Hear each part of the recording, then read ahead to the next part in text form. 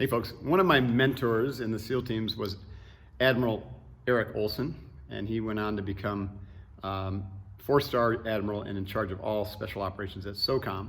And I write a story about him in my book, Staring Down the Wolf, about courage and how he handled things in Mogadishu. One of the reasons he was able to act so courageously with 3 other special operators to essentially alone go into the gunfight to try to support the Rangers who were pinned down was because he knew what he stood for. And he used to tell the SEALs, and this actually came down as just something that he would routinely say, but it helped provide some guiding knowledge or wisdom for the SEAL force. And that was, if you don't stand for something, then you'll fall for anything. Now think about that in the context of our lives today. What do we stand for? Like, what does America stand for anymore? I mean, we knew when we used to actually read the Constitution, and we knew what it was about, like why this country existed, what it stood for, used to be common knowledge. And now I don't think anybody has a clue what we stand for, and everyone stands for something different. So here's the problem. If you don't stand for anything, you'll fall for anything. And if you stand for just whatever feels good, then you're going to be at the beck and call of the media and consumerism. So take time to reflect upon what's really important for you, and then develop a stand around it so you're willing to stand your ground when the winds of change come your way.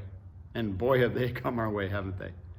So, for me, I have like 3 overarching philosophies or principles that I stand for.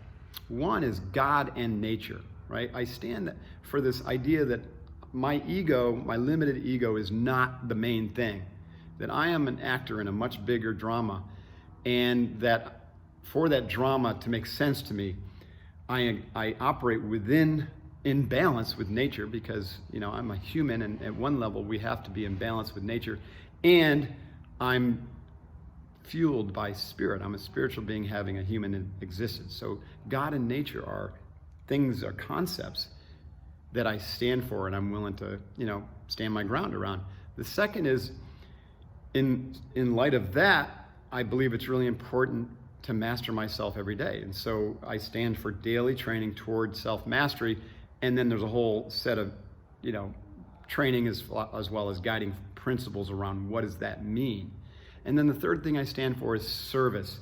Service in alignment with my calling in a way that is going to be appropriately suitable to serve in balance with God and nature, as well as my self-mastery. And so these all work together. So those are 3 things that are really important that I stand for, that I reflect upon every day. So I know where I stand, so I don't fall for anything. Just some ideas to think about. What do you stand for, so that you can stand your ground and you don't fall for anything? Hoo-yah. Thanks for your time. See you next time.